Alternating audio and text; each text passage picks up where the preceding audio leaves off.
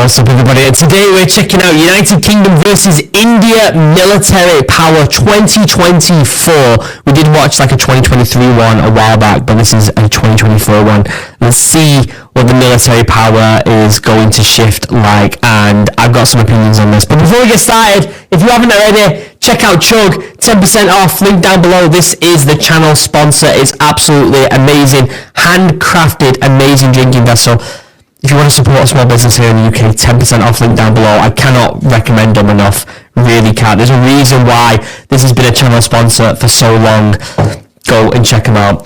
Other than that, this is by Gravity. I will leave a link down below to the original video. Please go over to the original video, give it some love and all that good stuff. But for now, let's watch this and let's see what's going on.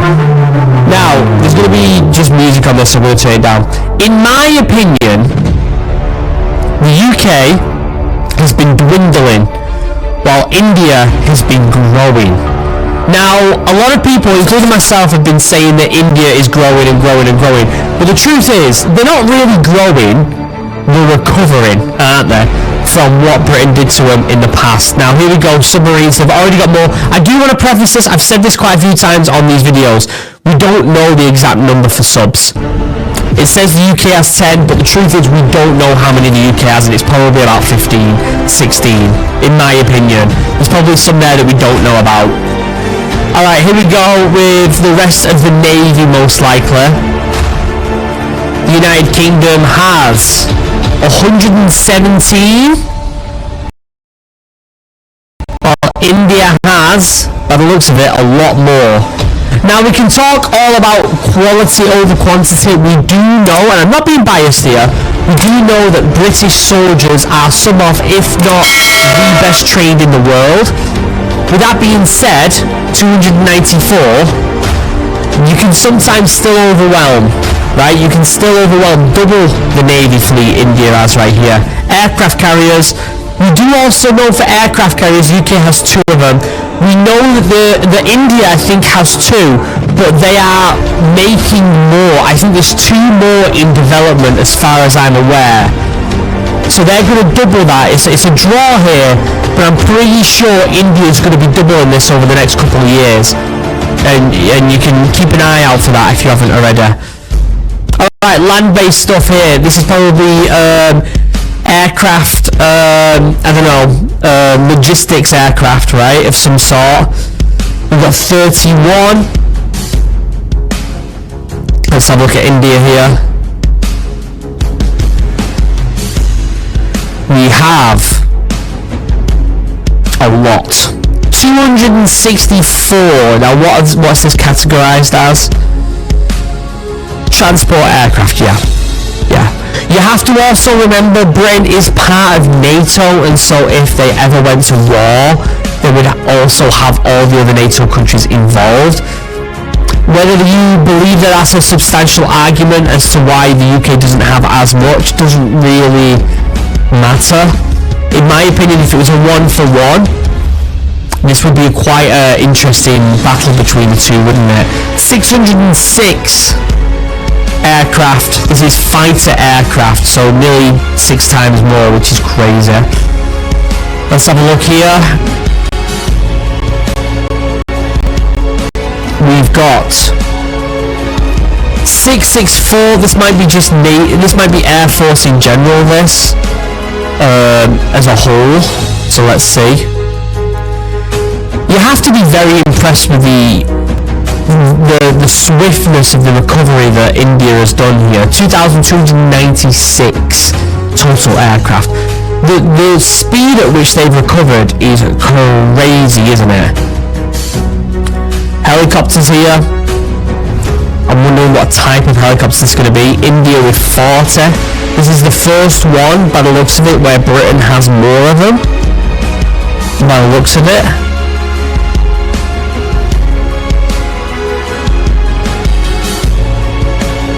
And it's not many more at 52. These are attack helicopters. Again, the UK is part of NATO, and so these numbers are all well and good, but if the UK ever did go to war, they would just recruit the rest of NATO, and then all of a sudden you've got America, you've got Europe. It's a lot different at that point. But if NATO ever failed, that's when these numbers really play into effect. Now we can talk about quantity and quality and the difference of them, but in truth, when you've got so many more, it doesn't matter what the quality of the soldiers are. Like look at that, 869 helicopters. So you're talking over double there again. We're going to get onto troops here. Vehicles, okay. What's this? Surface-to-air missiles, is that what this is going to be? I'm not really sure what this is going to be. United Kingdom with 41 of these, whatever they are. There must be some sort of surface-to-air missiles, I'm guessing. Ballistic, not ballistic, maybe. Certainly not intercontinental. 702. Multiple launch rocket systems, so just launch systems in general, which India has a massive advantage in the majority of this here. Let's have a look here. 126 for the UK. What are we doing here? Let's have a look.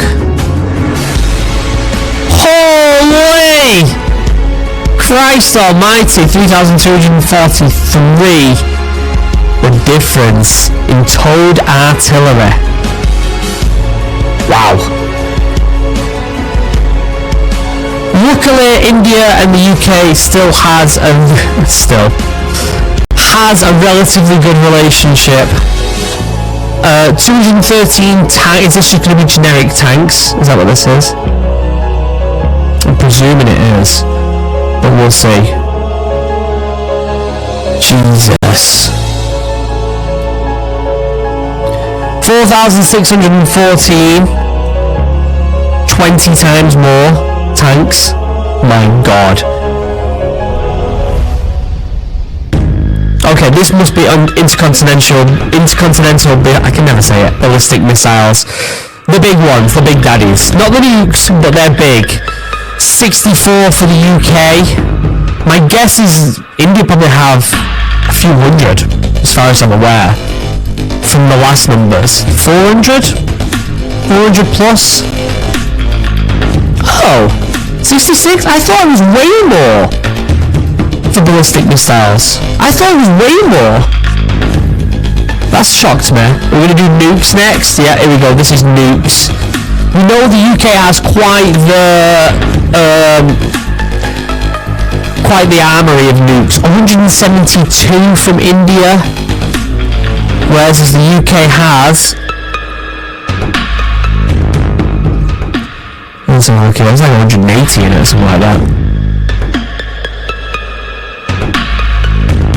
225, wow, a lot more than I thought for nuclear bombs. A lot more than I thought, although it's relatively even there. Well, one difference in a nuke is a massive difference in it, let's be honest. Alright, we've got foot soldiers here. Woo! That's a lot of people. That is a lot of people. United Kingdom with 924,000 troops. India's probably going to be double that. Let's have a look here.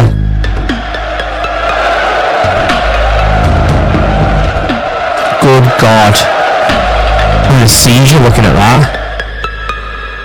1.155 million. Whoo! Whoo! That's reserves! Good God! That's just the reserves. So this is your regular soldiers. This is the regular ones.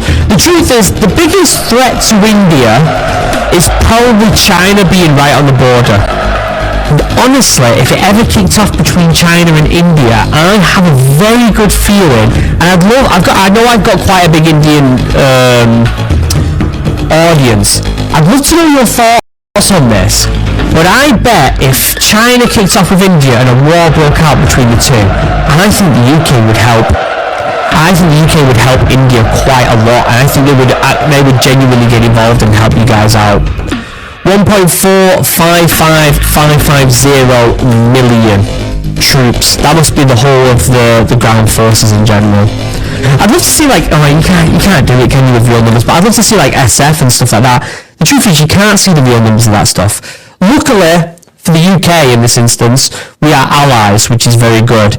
India has always been in that grey area where they don't really side with anyone, which in my opinion is good on them for doing that.